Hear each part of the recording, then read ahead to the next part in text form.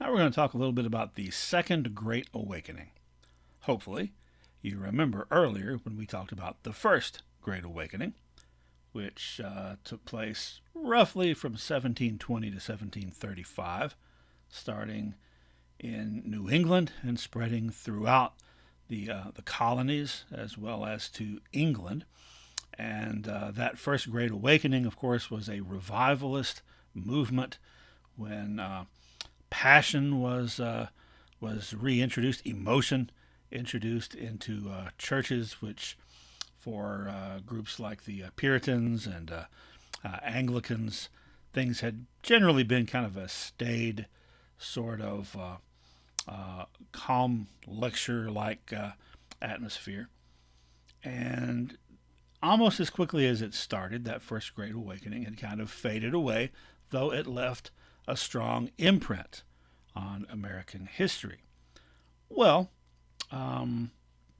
this second movement was similar in many ways to the first one. Started around 1800, circa 1800 to about 1830, with its high point in the 1820s.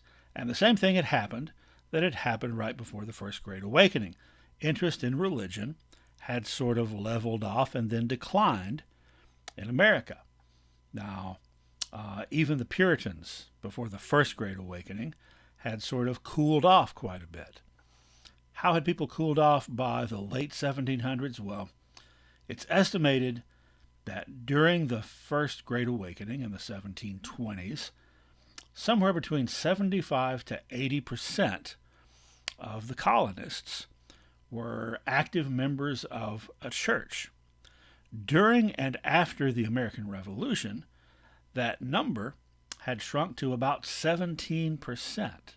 So the vast majority of people, although they might have some vague ideas about religion, were not necessarily active members of a church. And this kind of flies in the face of what people tend to assume about that era and what people tend to assume about history in general, especially in the United States. People tend to assume that in the past, at a certain point, religion was at a certain level, and that over time it has just gone down, down, down, further down, further down, further down. And they assume that morality was the same way at a certain level, so far as the mores of a culture, and then gone worse and worse and worse and worse. But that's not how it has worked. It has been cyclical. It has come about in swings like that of a pendulum. And the simple fact is that most people during the American Revolution and for the next 20 years or so thereafter were just not that religious, which opens the door for religious movements to take hold, right? You can't have a revival unless people need to be revived. Revive means to wake people up, hence, the Great Awakening.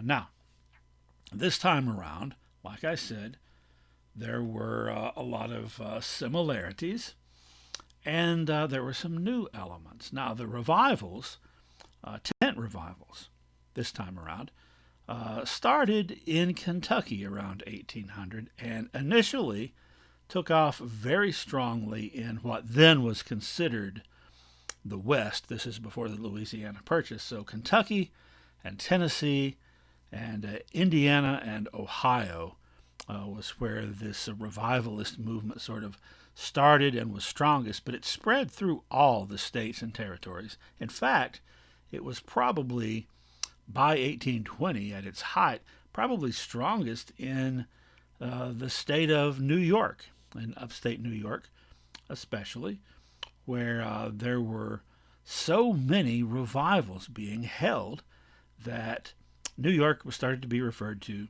as the burned over district. So in other words, if you're out there evangelizing, you're trying to get converts, trying to get people to start coming to church, it's like you're going out into the field to harvest souls. But in New York, the fields were burned over because they'd all been taken, essentially, because there had been so many revivals. That's the point of that expression, the burned over district, which was coined by an evangelist named Charles Finney, who was, I think, from New York. In fact, his wife would be very active in a lot of the reform movements that took place in New York. And he was probably the most prominent of the evangelists of the Second Great Awakening. Some of the elements from the first one that were still there were the idea that individuals can connect directly to God without needing the intercession of other people or other spirits like saints, that you could have this personal relationship. You didn't have to go through a clergy member to get this. Also, the belief in free moral agency, sort of reaction against Calvinism. This had been the case in the First Great Awakening, and it was true now. You can make the choice. You have free will gifted to you from God. Some of the new elements included things like Adventism. Advent means arrival, by the way. So Adventism means looking for the imminent second coming of Christ. So Jesus is coming back, and he's going to be back soon. That really wasn't a big element of the First Great Awakening. The First Great Awakening was, God's mad at you all. You're doing a horrible job of being Christians, and if you were to accidentally die tomorrow, you'd be in hell for sure, so you better straighten up. Now, it's not just, a tree could fall on you tomorrow, but rather Christ could return tomorrow. It's very possible tomorrow, maybe next week, soon, and if you haven't gotten yourself together and got your act straightened out, then you are going to be in big trouble. So the imminent return. Restorationism is another concept, which was a return to, quote, primitive worship. And by primitive, that means like Christianity as it was practiced in the first century, in the New Testament, in the book of Acts, and Paul's epistles and the other epistles. In other words, stripping away all the, at this point, 1900 years of tradition and ritual that had been laid on top of how things were done in the book of Acts. So get back to the way it was done at the very beginning. And finally, a word I've already used, evangelism, which was essentially the charge for people who want to be Christians, that it is their duty to go out and make converts, preach to people, even if they are not a preacher in the sense of being an official clergy member. So go out and get new people, bring them in. Now, during this time, there was significant growth in many denominations of Christianity. As you can see here, the wider that bar is as you get to the right, the greater the growth was. So there was some growth among Catholics and among Lutherans and Congregationalists, previously known as Puritans, and among the Episcopalians, also previously known as Anglicans. But the biggest growth came with two groups, the Baptists and the Methodists. And the Methodists had the biggest growth of all. Now, this is looking at growth over time. You can see right there around 1820, all of a sudden, all these denominations, which had been on a gradual rise, sharply start going up. Now, you might wonder if that increase in members of these denominations might be due to the fact that the population was increasing, because it was.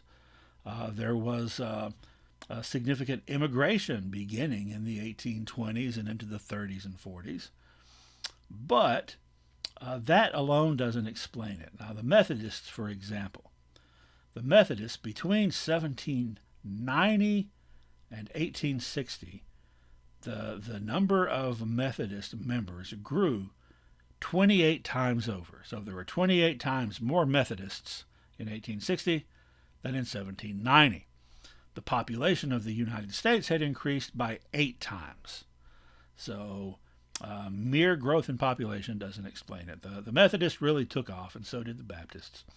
And one reason the Methodists took off is because they started doing this thing called circuit riders, which is where you have a clergyman, a Methodist pastor, who is not just assigned to one church, but who makes a circuit, who goes out to preach to people in isolated areas on the frontier, tries to start new churches, and might start several new churches. And then, instead of being at the same place every Sunday, he would come through on a circuit. He'd be in one town this week, another town next week, and then another town the week after that, and eventually make his way back to the first town.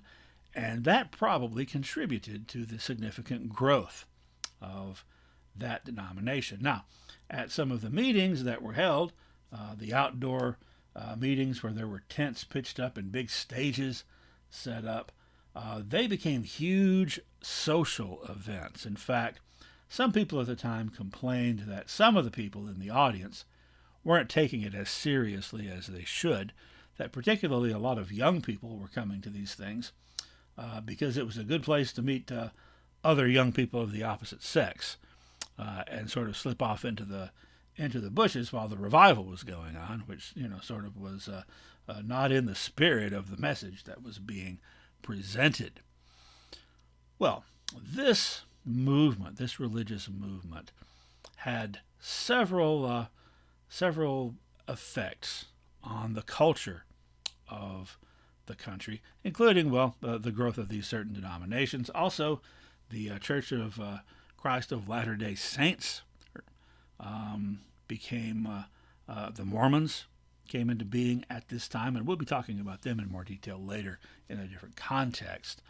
But another thing that resulted from this wave of revivalism and evangelism was in the 1830s a huge increase in reform movements. And that was due to the fact that part of the belief system of a lot of these growing denominations was God's kingdom was imminent. The return of Christ was imminent. And that it would come. It would happen once the earth had approached a certain degree of perfection. Once things were improved to a certain level, then Jesus would come back. So, if you can work actively to make life better for people on earth, you're actually helping to bring that second coming more quickly. And so this led to people getting involved in reform movements, from things like the abolition of slavery to women's rights, especially women's suffrage. Also reform movements around things like mental institutions and prisons. Reform movements about prostitution. And the temperance movement, which really started to take hold in this period. Temperance, of course, was calling for the abolition of the sale of alcohol due to the fact that it was a contributor to so many social problems. The very word is kind of odd because temperance means really balance. And they weren't calling for balance, they were calling for a total abolition of alcohol. Now, women getting the vote and alcohol becoming illegal, both of those things eventually happened. It took about 100 years, but this was really where it started. Now, another aspect of the Second Great Awakening and the increased emphasis on modesty and religion was an increased emphasis on self-control, controlling your baser emotions. And we talked about this quite a bit when we were discussing the market revolution, which is starting to take hold right around this same time. Remember, we talked about how women's clothing got much more conservative, much less revealing. Even chairs and sofas started to have skirts around the bottom so that men wouldn't be getting all excited sexually by seeing chair legs. And then there was the whole story about Sylvester Graham and his crackers that he invented which actually were initially a way to control masturbation, if you will recall. So all those things were kind of tied in to the Second Great Awakening. Other types of religious expression were a little less conventional than even some of this stuff.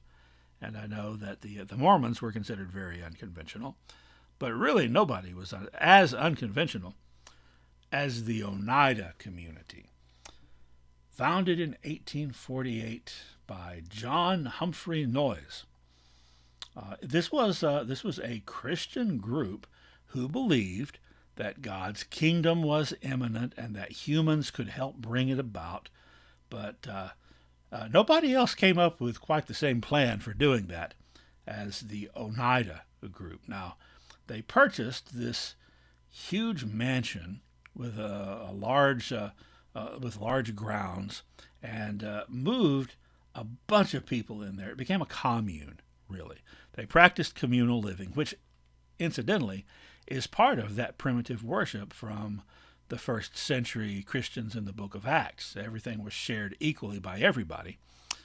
So that's not really straying too far from the original Bible message. But they started getting really creative when it came to sex. Now, this particular group, it was considered that, well, complex marriage is what it was called. What that means is that everyone in this group, every adult in this group, was technically married to everybody else. So you could have sex with anybody that you wanted to because you're all married together. However, here's where that self-control comes in. Selective breeding. You weren't allowed to have children without permission of Noyes and the elders of this group. So what that means is that you could have sex with as often as you wanted with as many different people, but the guy could not have an orgasm unless he had prior approval. So it had to stop short of that, which required a significant amount of self-control. Now, another interesting thing about the sex practices of this group, and this is not the least bit surprising, this is how cults often work. The old guys in charge decided that they should be having sex with all the young girls, and so they did. Now, what made this arrangement different was that it was also considered that the older women should be having sex with all the young boys, the young guys, to give them an education, which that's a little bit of gender equity that you wouldn't normally find in that time period. But as you can imagine, once word gets out about how the Oneida group, and this is, by the way, near Oneida, New York, how this group was approaching things, neighbors weren't too happy about it because their tolerance for new religious approach only went so far. This was scandalous, and a lot of pressure was brought to bear against them to change their habits. Now, I mentioned the Mormons. By the 1840s, the Mormons were practicing polygamy, and that was the biggest mark against them socially that made people from other denominations hate them so much.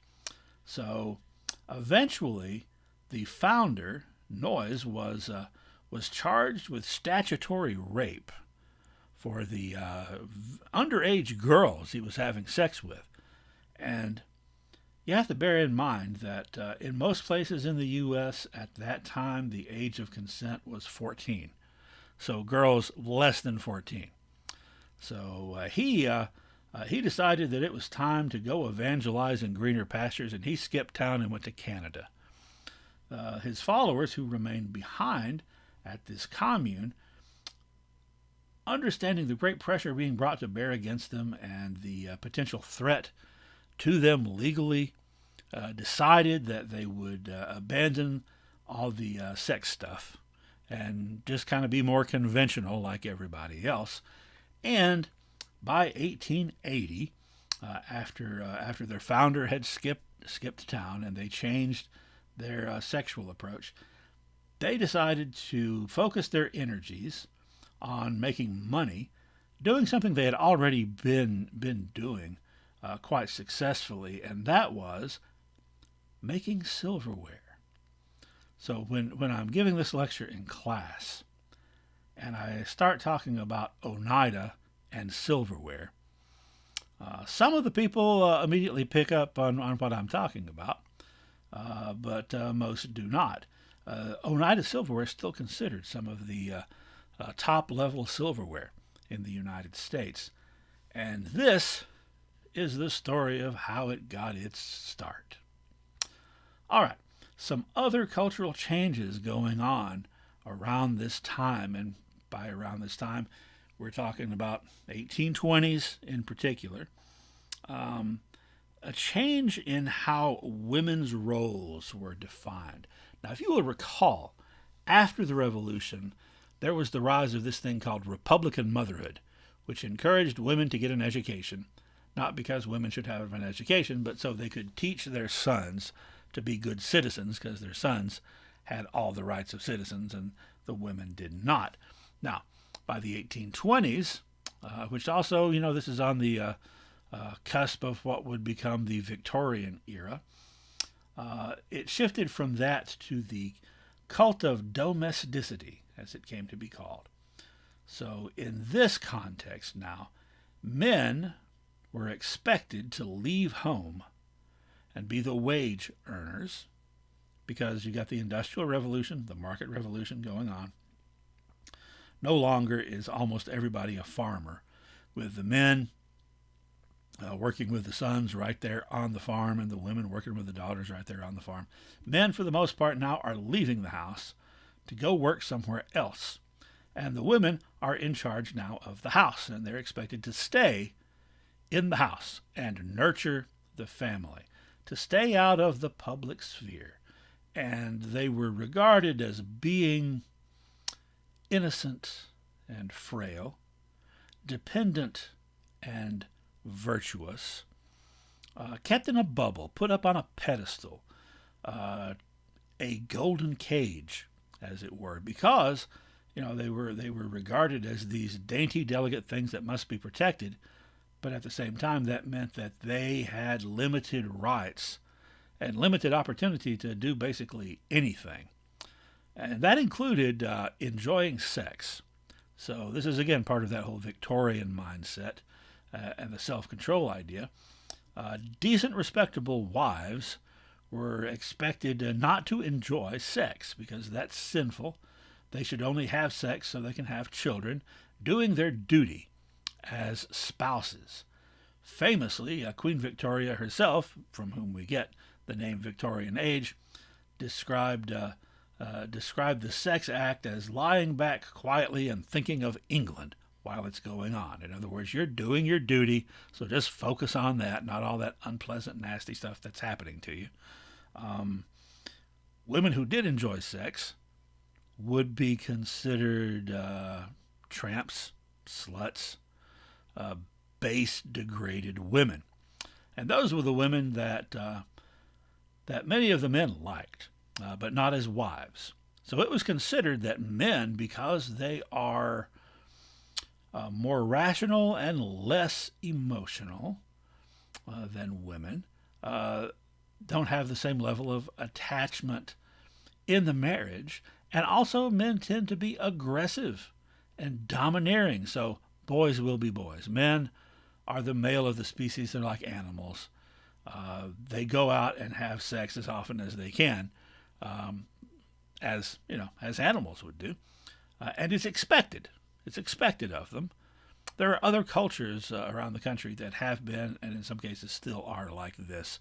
The women would face horrible persecution if they pursued sex outside the marriage. If the husband does, well, he's the husband. That's what they do. So that's kind of that's how. And I mentioned this before when we talked about the Victorian era and the market revolution. That's how this era that was the most repressive, sexually repressive era, also was one of the kinkiest eras because all this other stuff is going on behind the scenes. Now, some other changes included, well, as we talked about before, when the Industrial Revolution / Market Revolution came along, it changed the way people worked. And it particularly took power away from skilled laborers and craftsmen because these factories devalued their labor, right? Because you could train anybody to do just one part of a job in a factory. So skilled craftsmen or artisans were losing traction. The markets were more volatile and income inequality started to grow. And this led to the beginnings, the sort of prototype of the labor movement. Now, the modern labor movement, as we know it, really started in the 1870s, about 50 years after this. But these things in the 1820s kind of presaged that. I'm talking about, for example, the formation of working men's parties that were a lot like labor unions. The first one sprang up in 1828 in Philadelphia. 1829, there was one formed in New York, and then all the other major cities.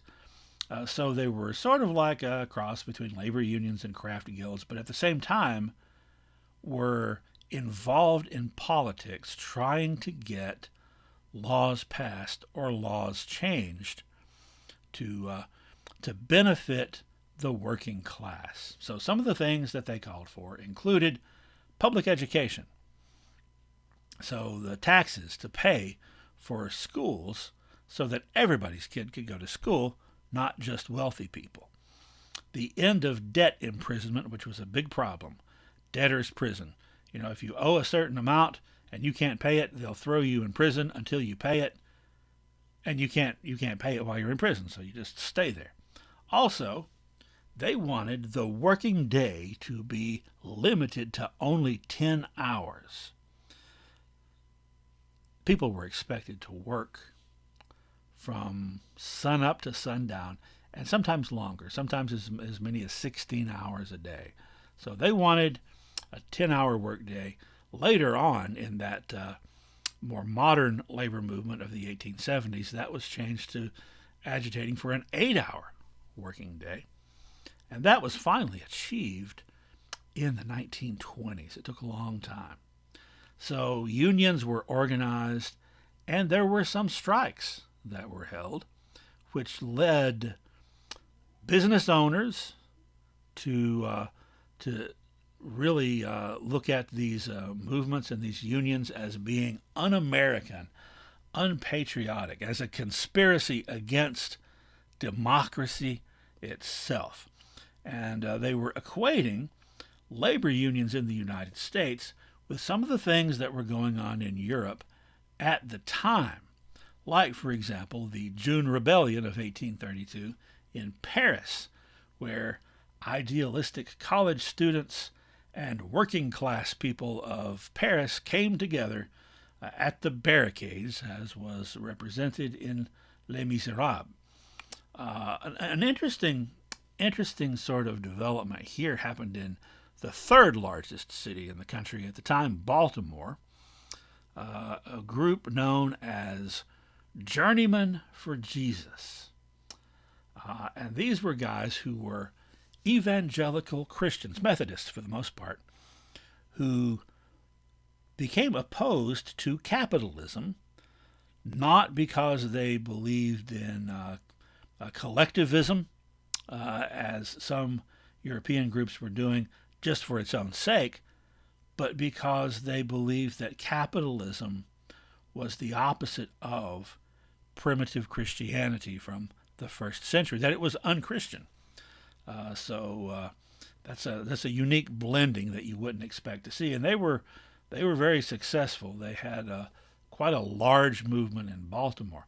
This book about the group was written by Bill Sutton, whom I talked about earlier when I talked about Sutton's Wheel of Respectability.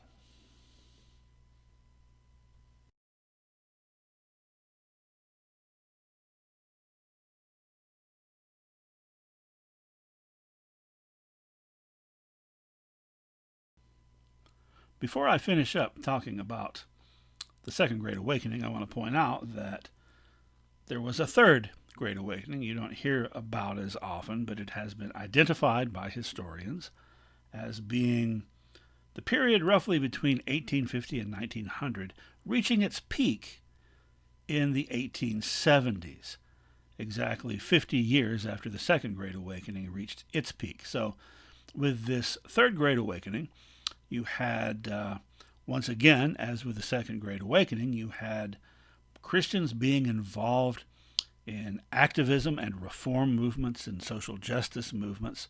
You also had, like with the Second Great Awakening, this sense among many that the end of the world, or the end of this old world and the coming of Christ, was right around the corner, which is called millennialism or millenniarism, the belief that the 1,000-year reign that is predicted in the book of Revelation is about to begin. And it was during that time in the 1860s, 1870s, that Seventh-day Adventists and Jehovah's Witnesses got their start. Now, some scholars also point to a Fourth Great Awakening that they say started around 1960 and was ushered in by Billy Graham. I would propose a different outlook. I think that another Great Awakening happens about every 50 years. So you have the Second Great Awakening peaking in the 1820s, Third Great Awakening in the 1870s. 50 years after that, in the 1920s, there was a huge, huge shift toward conservatism and fundamentalism in Christianity in the United States. That's when the Scopes Monkey trial took place. That's when radio evangelists started to dominate the airwaves. And then about 50 years after that, in the 1970s, there was another sort of groundswell of evangelism in the United States with, for the first time, well, not for the first time, but for the first time in a long while, evangelists and, evangelical Christians getting involved in politics, which they had mostly been staying away from in the previous generations, getting actively, strongly involved in politics as part of Jerry Falwell's moral majority in the late 1970s that helped propel Ronald Reagan into office. So, if my way of looking at things is true and accurate, then sometime in the 2020s, the early 2030s at latest, there should be another big turn toward revivalism and another big religious movement in the United States. So pay attention. If that happens, tell everyone what a genius that I am. If that doesn't happen, forget I ever said any of this.